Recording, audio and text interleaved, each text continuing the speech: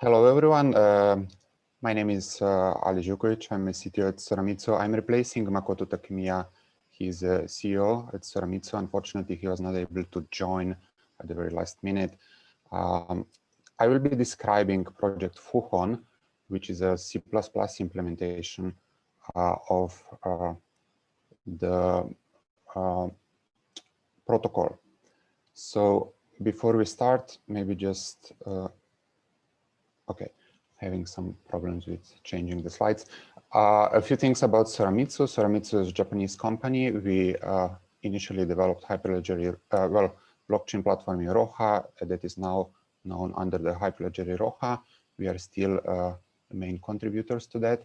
Then we also developed the first CBDC solution for National Bank in Cambodia that is also in production and build a platform, DFreeLedger, that supports digital assets. And recently we are also working obviously for the Filecoin, also for Polkadot, and building a decentralized exchange and a wallet that's named Fearless.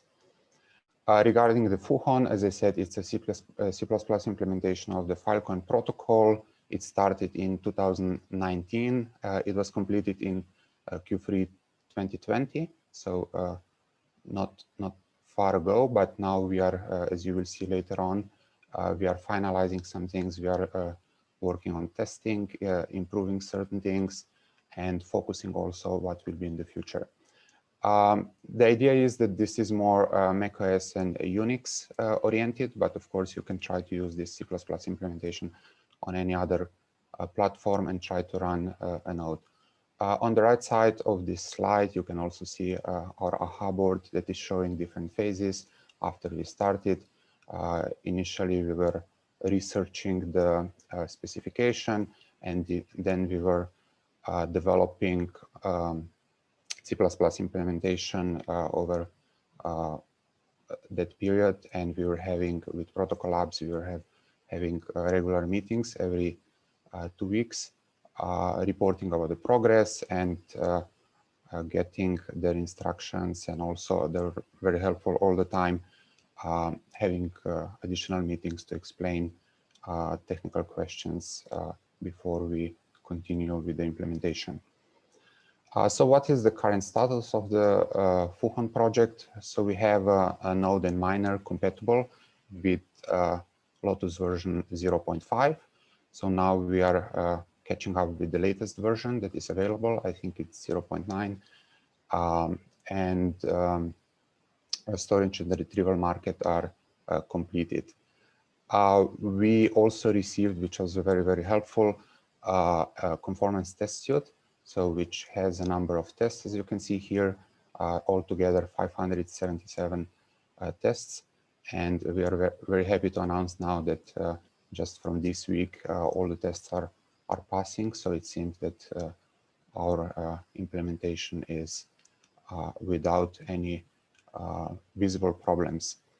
Also, all required transport layers or security protocols are implemented. So this is TLS, noise, and security IO that we are also supporting in C++. So what is still in progress? As I mentioned before, we are working on some compatibility issues with the mainnet, because the mainnet is a little bit upfront of our version that I mentioned before, 0.5. So we are catching up with this. And then we will also verify whether the blocks that we are producing is also compatible with the latest Lotus version, so everything works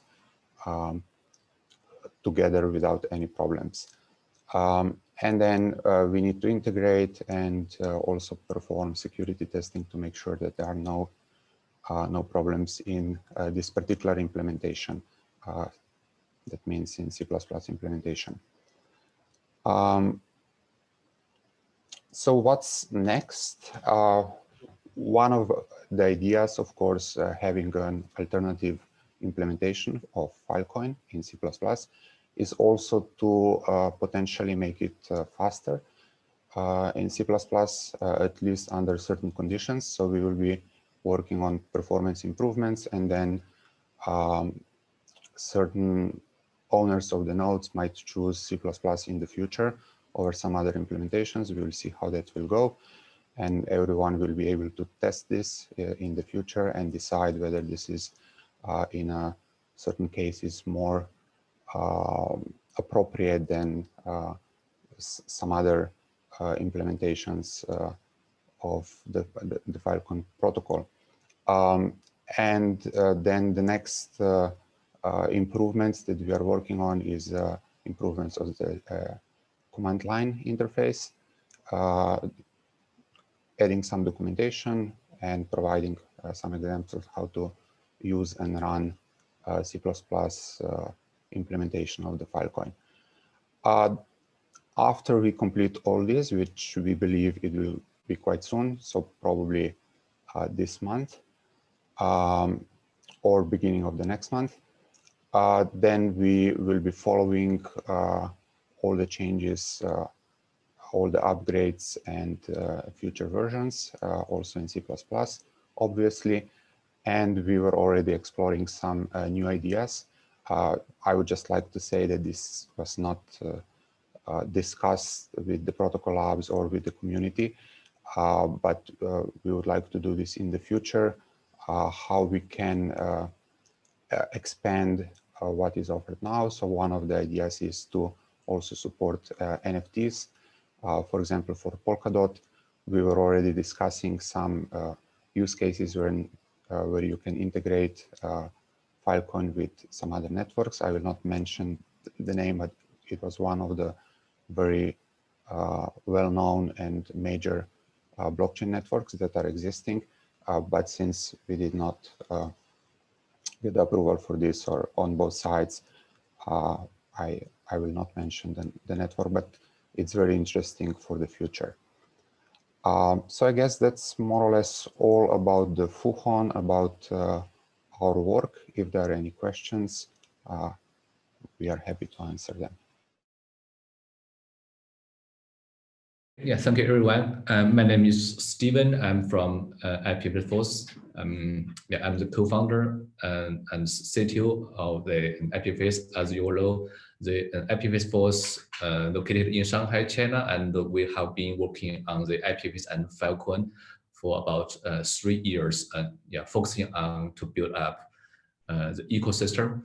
And in these 2 years, we are focusing on Filecoin mining and to build up some other services and applications.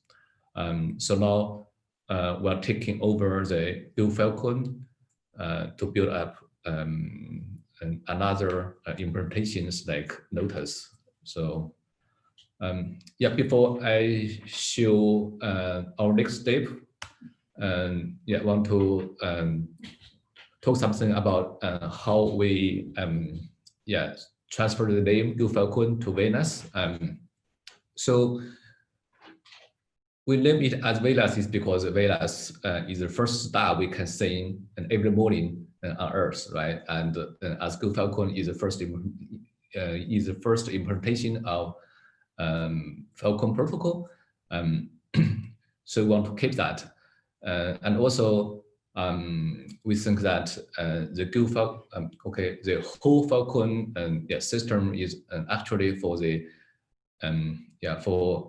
interplanetary yeah, system is like for example like the like the solar system, and the Venus is one of them. Yeah, one planet of the whole system. So yeah, it's a part of the ecosystem. So yeah, that's why we use this yeah, name Venus. We pick up this project from mid of September, yeah, which is last month. Okay, in the last month past, we had done something.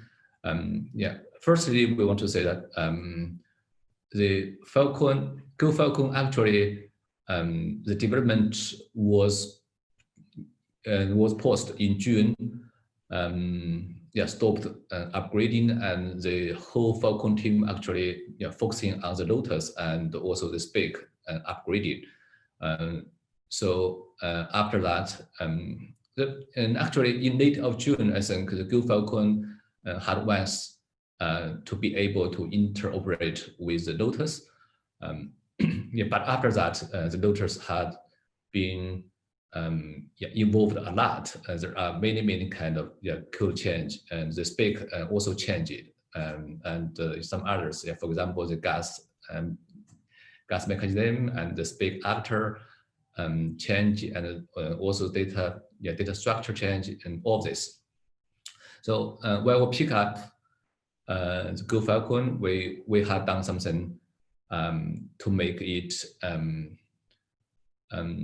be able to interoperate with Lotus. What we have done is like, for example, all of the package dependency upgrading, and also the data structure change, to follow up the protocol change and the message handling, the gas mechanism, all of this, and also we need to handle the forks. So based on that, I would like to, I'm very glad to say that VNAS right now can sync with Lotus to the height 20,000. Okay, there is also a long way to go, but we have done something to make it to this height. This height is we are continually to work on this. We currently we do not use the test vector. We just use the mainnet, the space Swiss chain to directly to sync with the chain and to find any problem and to fix them. The team here, my team thinks that that is more direct and perhaps more efficient to implementations and operate well, and we'll continue to this. We hope in 2 weeks we could have the two implementations could work together. So if we look forward, we want it's because VNAS and Lotus actually are all written in Golang, right? The same language. So we want to have some difference between them, and to make the VNAS to be suitable for some people to use. We define VNAS is like mining pool friendly implementation, and the big feature we want to support is to support distributed mining pool. For achieving this, we will have kind of different architecture than Lotus. So we want to decouple many things. We want which can make this whole system very flexible. For example, we have the chain syncer as an independent component, and we could have a chain syncer. We could have a cluster chain syncer. As you can know that well in our in many mining pool, we cannot only have one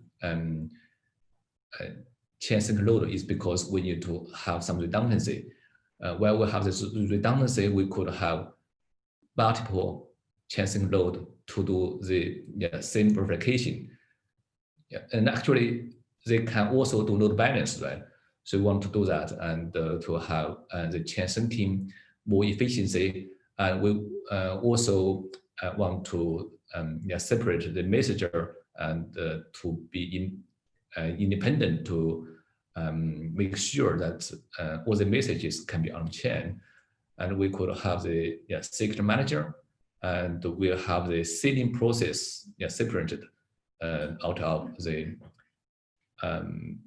chain syncing, and we have the post separated, and we could have the GPU outsourcing implemented. So we could have different components and to which enable miners to build up their different kind of clusters or distributed mining pool.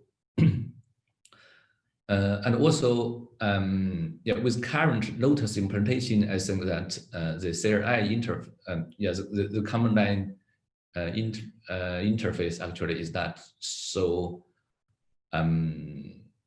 because the command line interfaces are separated in Lotus or Lotus Miner and some other components. We want to actually have this kind of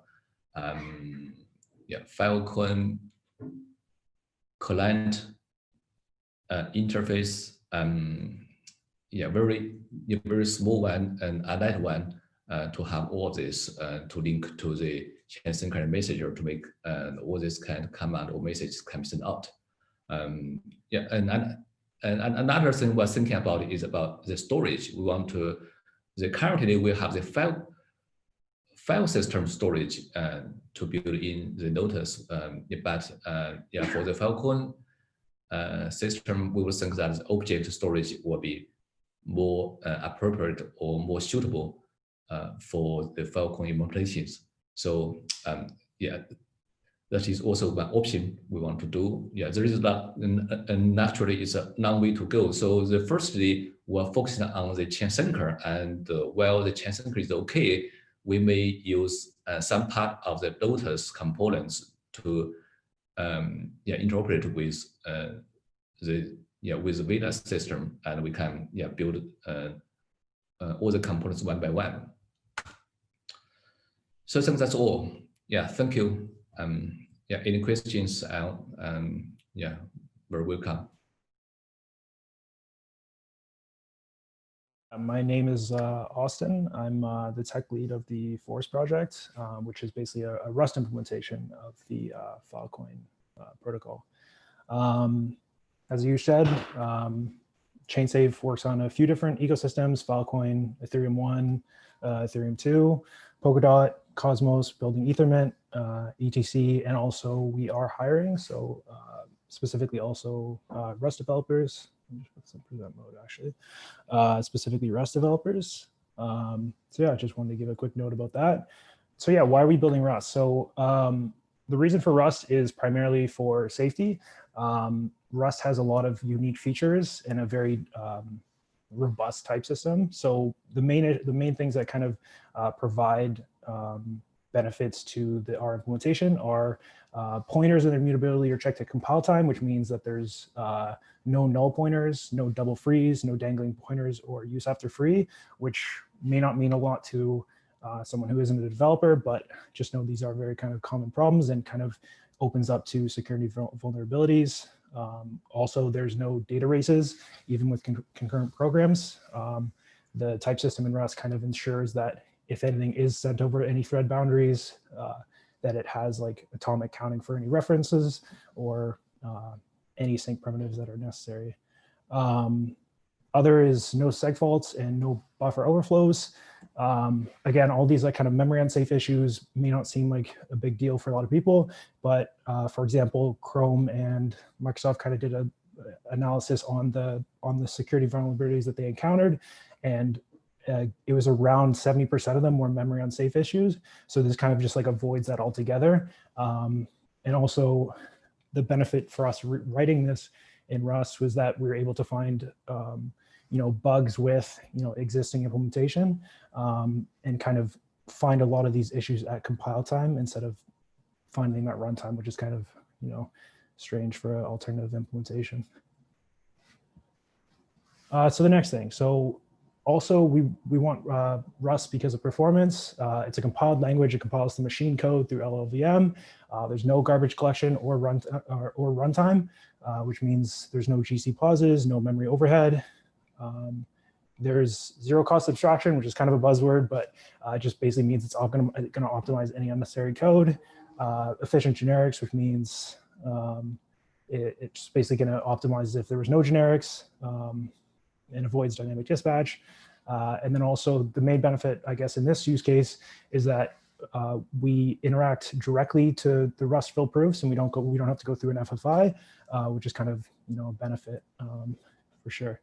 So basically, to kind of explain what we're building, this is kind of like an extremely simplified version of the kind of architecture that's set up, where you have the Lotus node, the market's built in, and then the API which the Lotus miner connects to. Basically, what we're doing is we're basically swapping out the node for a Force node, implementing our own RPC API, separating the markets implementation, and then also basically just allowing you to use the existing Lotus miner, which will in future be replaced with our own native implementation.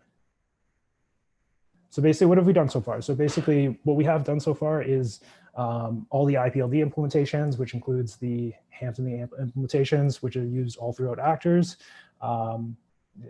Basically, our VM and actors Rust implementation up to network version 4. Currently, we're right now, all the other implementations are kind of relying on the Go implementation of spec actors. So it kind of provides some, network resilience by having this in another implementation. And through this implementation, we are almost spec informant. We're more than 95% passing. There's about 1,000 testable vectors for us right now. There is more, but right now, because we're testing only specific, because we can't test network version 4 and 5, it's limited to about 1,000 test vectors.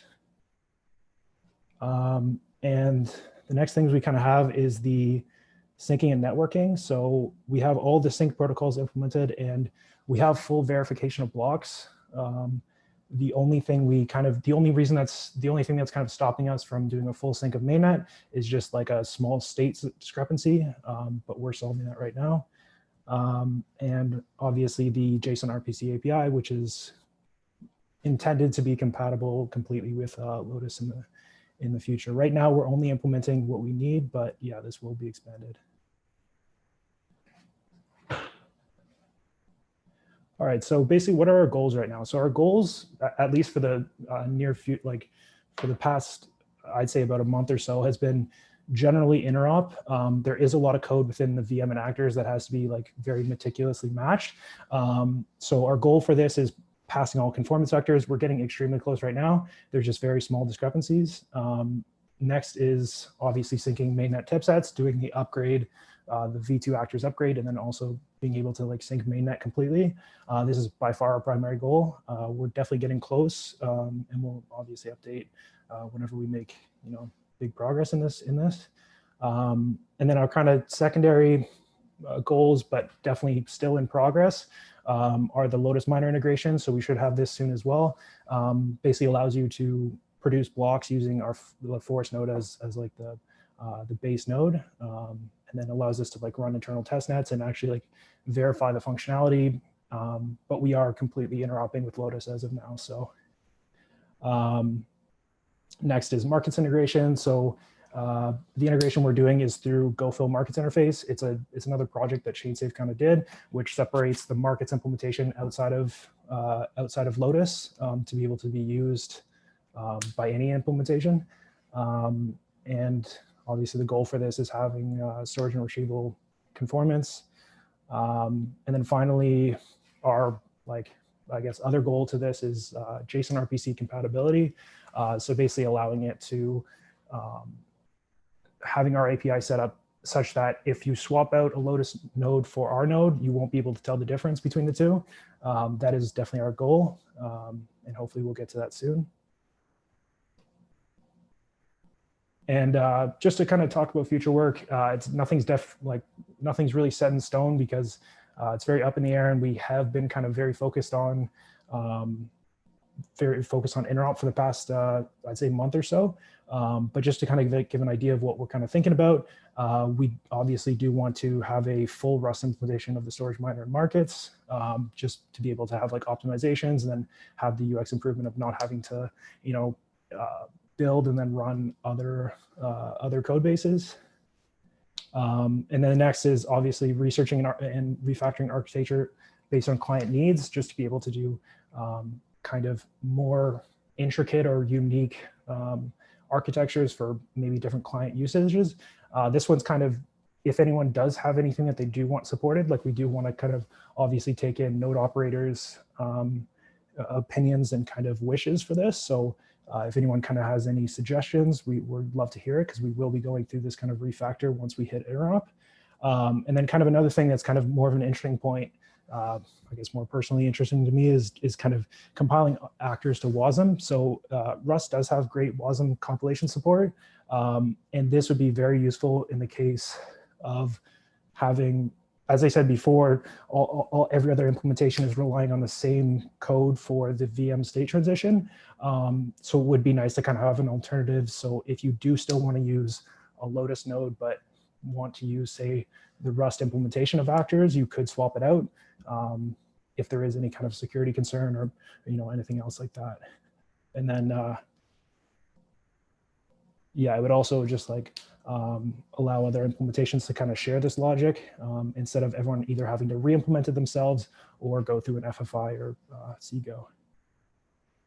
And that's pretty much it. I don't know if we're taking questions right now, but I'm kind of happy to answer any. Put my GitHub there as well. Obviously, Lotus is what's running by all of the nodes on the network right now, at least, except for folks who have written their own private implementations. So I'd like to talk about what we have coming up next in Lotus land. Yeah, version 1.0.0 is out now, and that really just flags the code that we launched mainnet with, the code that was running for our liftoff epoch. We actually just put out 1.1.0, which is the first kind of mandatory release of Lotus. It'll be implementing a FIP that a lot of miners have been very, very excited about. And the current network upgrade epoch has been set for Thursday evening PST time, so maybe early Friday morning in some parts of the world. So that's kind of been our immediate focus. Apart from that, kind of work splits into two categories. There's work that we're doing in the core protocol itself. Obviously, given that we've just launched, we think there's a lot of attention on Filecoin right now, and we are kind of in a state where we're like really monitoring the network, making sure everything is working as intended, making sure no rules are being violated, and so on. So if there are any issues, we want to act on them as quickly as possible with and fix them in releases of Lotus. We're also always talking about improvements to the protocol, improvements to the specs actors code. The actors code is kind of where all of the pre-compiled contracts in Filecoin world live, as well as FIPs, which are Filecoin improvement proposals that we may want to include.